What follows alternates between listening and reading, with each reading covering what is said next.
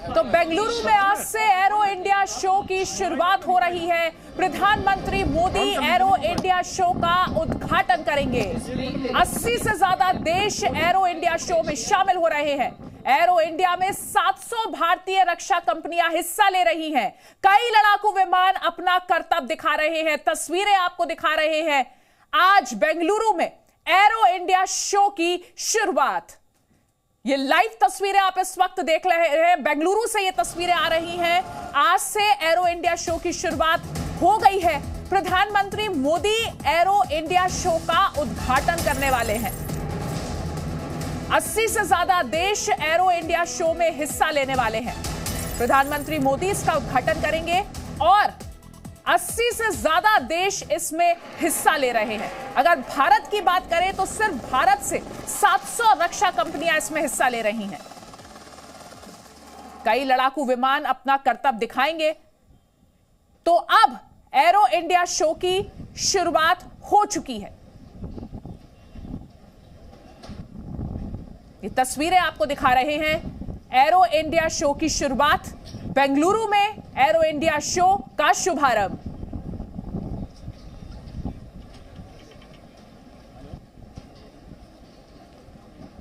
तो आत्मनिर्भर भारत का ये प्रचंड अवतार इस वक्त आप देख रहे हैं। बेंगलुरु में एरो इंडिया शो की शुरुआत की तस्वीरें, शुभारंभ इसका होने वाला है। प्रधानमंत्री मोदी एरो इंडिया शो का उद्घाटन कर रहे हैं। 80 से ज्यादा देश इसमें शिरकत कर रहे हैं, हिस्सा ले रहे हैं। ये लाइव तस्वीरें इस वक्त।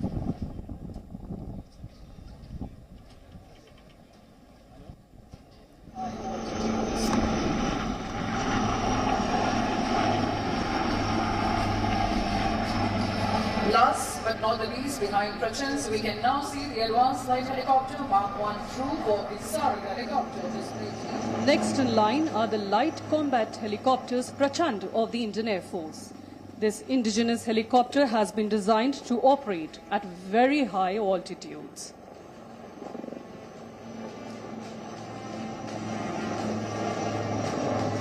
Last but not the least, behind Prachans, we can now see the advanced light helicopter Mark 1 through of the Sarang helicopter display team, the only 4 military helicopter display team in the world with such unique maneuvers and a color scheme.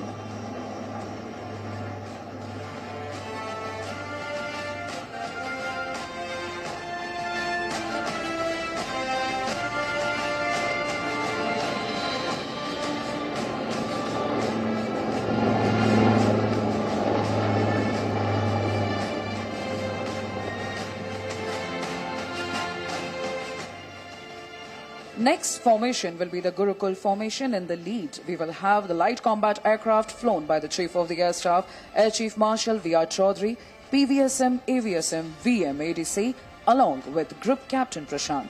The Air Chief, being part of the Gurukul, is only appropriate as he has been an instructor par excellence in the IAF, much like Guru Dronacharya. The other aircraft along are Hawk Intermediate Jet Trainer and HTT-40 right in front of you. Ladies and gentlemen, the Gurukul formation.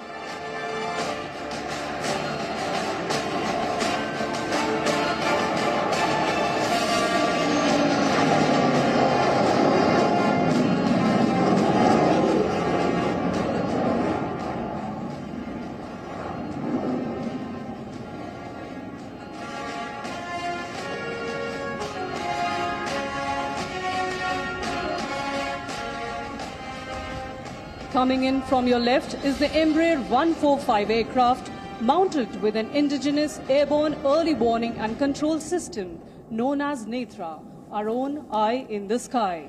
This high-value aerial asset is always accompanied by dedicated fire escorts to shoot down any potential और जी media संवाददाता during Krishna wartime. Mohan इस वक्त हमारे साथ जुड़ गए हैं। कृष्ण मोहन, ये तस्वीरें हम देख रहे हैं एरो इंडिया शो से, ये लाइव तस्वीरें आ रही हैं। प्रधानमंत्री मोदी पहुंच चुके हैं। अब से कुछ देर में औपचारिक उद्घाटन।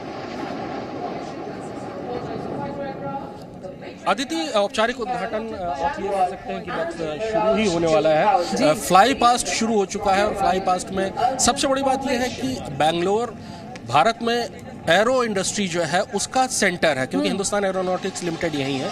और शुरुआत से ही जो स्वदेशी एयरक्राफ्ट हैं, स्वदेशी एयरक्राफ्ट यहाँ पर दिखाए जा रहे हैं, जो कि भारत ने अभी तक बनाए हैं स्वदेशी एयरक्राफ्ट, उन सबको यहाँ दिखाया जा रहा है। उसके अलावा जो फ्रंट लाइन फाइटर्स हैं भारतीय वायुसेना के, वो भी हैं। लेकिन सबसे जो खूबसूरत चीज़ है वो ये है कि जो भारत ने अभी तक एयरक्राफ्ट बनाए हैं, चाहे वो हेलीकॉप्टर्स हों जिनको रोटरी विंग्स कहते हैं, या फिक्स विंग यानी फाइटर या दूसरे aircraft, light utility helicopter, advance light helicopter, light combat helicopter, उसके अलावा स्वदेशी तेजस, ये सारे वो एयरक्राफ्ट हैं जो यहीं बेंगलोर से जिनका कंट्रोल हुआ और बेंगलोर की फैक्ट्रियों से बनाया गया।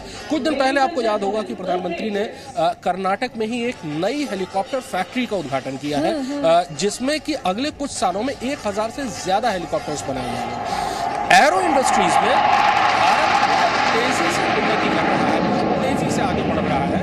कभी जो चीज़ें बहुत दूर की लगती थी, इसी एरो इंडिया में आज से 20 साल पहले जब पहली बार लाइट कॉम्बैट हेलीकॉप्टर या एडवांस लाइट हेलीकॉप्टर या तेजस की जब फ्लाइंग होती थी, तो लगता था कि वो दिन कब आएगा जब ये भारतीय वायुसेना में शामिल होंगे। आज हम अपनी आंखों के सामने इन सबको भारतीय वायुसेना में शामिल होते हुए और इनको काम करते हुए देख सकते हैं। लाइट कॉम्बैट हेलीकॉप्टर तेजस की 2 स्क्वाड्रन बन चुकी हैं।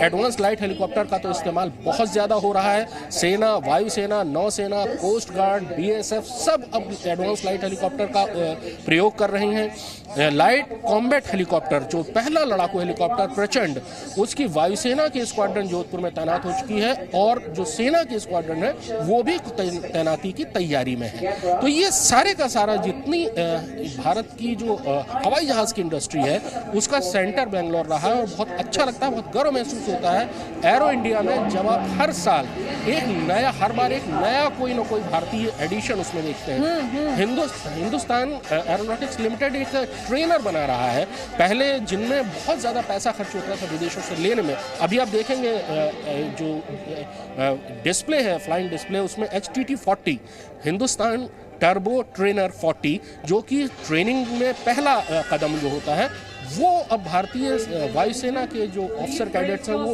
उसका इस्तेमाल कर रहे हैं। अभी आप देखेंगे उसकी भी फ्लाइंग देखेंगे। भारतीय वायुसेना अध्यक्ष air chief marshal VR Chaudhary स्वदेशी तेजस में बैठकर उड़ान भरी अभी उन्होंने गुरुकुल फॉर्मेशन में। यानी भारतीय वायुसेना को भी इतना भरोसा है भारतीय जो प्रोडक्ट्स हैं उनके ऊपर कि वायुसेना अध्यक्ष खुद उन एयरक्राफ्ट को उड़ा रहे हैं, और वो भी ऐसे महत्वपूर्ण। जी अदिति जी, और कृष्ण मोहन, आज से एरो इंडिया शो की ये शुरुआत हो रही है, 17 तारीख तक ये चलेगा। जैसा कि आप बता रहे थे कि मेक इन इंडिया पर जो जोर है, जिस तरीके से एक से बढ़कर एक एयरक्राफ्ट आए हैं, भारत में बने हैं, भारत का दमखम दिखाते हैं। इसके अलावा 80 से ज्यादा और देश भी इस एरो शो का हिस्सा बन रहे हैं, उसके बारे में भी जानकारी दीजिए। देखिए, एरो इंडिया की शुरुआत बहुत मामूली हुई थी। 1996 में पहली बार एरो इंडिया की शुरुआत हुई। उससे पहले छोटा सा एक कार्यक्रम 1993 में भी किया गया था। लेकिन इन इतने सालों में, एक चौथाई सदी से ज़्यादा समय हो चुका है, 25 सालों से ज़्यादा समय हो चुका है, एरो इंडिया बहुत ज़्यादा बड़ा हुआ है। अब इसकी तुलना दुनिया के जो सबसे बड़े एयर शो हैं उनसे की जाती है। जी, 800 से ज़्यादा आपसे बातचीत जारी रखते हैं, लेकिन इस बीच अपने दर्शकों को ये तस्वीरें दिखा रहे हैं। प्रधानमंत्री मोदी मंच पर पहुंच चुके हैं। एरो इंडिया शो की औपचारिक शुरुआत करने के लिए प्रधानमंत्री नरेंद्र मोदी इस वक्त मंच पर हैं। जैसा कि मेरे सहयोगी कृष्ण मोहन बता रहे थे, प्रधानमंत्री मोदी तय कार्यक्रम के मुताबिक इस वक्त मंच पर पहुंच चुके हैं और एरो इंडिया शो की औपचारिक शुरुआत कर रहे हैं। जी कृष्ण मोहन, प्रधानमंत्री मोदी मंच पर हैं और एरो इंडिया शो, जिस पर पूरे देश की ही नहीं बल्कि दुनिया की भी नजर रहेगी, उसकी औपचारिक शुरुआत हो रही है। अदिति, एरो इंडिया एक बहुत बड़ा प्लेटफॉर्म होता है जिसमें जो पूरी दुनिया के प्रोड्यूसर्स हैं, जो अपने नए से नए प्रोडक्ट को एग्जिबिट करते हैं, और पूरी दुनिया से उनके खरीदार भी आते हैं, और सब एक मंच पर आते हैं। क्योंकि जो भी भारत में जो भी अलग अलग देशों के दूतावास हैं, उनके डिफेंस अटैचेज, एयर अटैचेज, वो सब भी आते हैं। उनको ही मौका मिलता है एक ऐसे प्लेटफॉर्म पर जहाँ पर सारे के सारे प्रोडक्ट्स होते हैं। 800 से ज़्यादा कंपनियाँ, जिसमें स्वदेशी कंपनियाँ भी हैं और दुनिया की की सबसे बड़ी जो कंपनियां हैं जो कि फाइटर्स या ट्रांसपोर्ट या हेलीकॉप्टर बनाती हैं, वो सब यहाँ पर है। बहुत सारी कॉन्फ्रेंसेस इस दौरान होती हैं, लेकिन जैसा कि मैं कह रहा हूँ कि हर साल भारत की दावेदारी बढ़ती जा रही है। अभी भारत कुछ चीज़ों के लिए ही सिर्फ विदेशी सप्लाई पर भरोसा कर रहा है या उनको ले रहा है। जैसे उदाहरण के तौर पर लाइट यूटिलिटी हेलीकॉप्टर, भारतीय सेना, वायुसेना और नौसेना तीनों ही चीता और चेतक हेलीकॉप्टर का इस्तेमाल करती हैं छोटे लेवल के लिए, 3 सीटर या 5 सीटर के लिए। वो सारे पुराने हो चुके, उनको बदलना है। बहुत बड़ी तादाद उनकी, उनको बदला जाना है। अभी तक ये बात चल रही थी 2 साल 3 साल 4 साल से कि रूस से एक हेलीकॉप्टर खरीदा जाएगा, लेकिन अब जो बात चल रही है, संभावना उसकी बहुत ज़्यादा बढ़ गई है कि भारत में बना हुआ लाइट यूटिलिटी हेलीकॉप्टर की तरफ भारतीय वायुसेना और सेना जाएगी।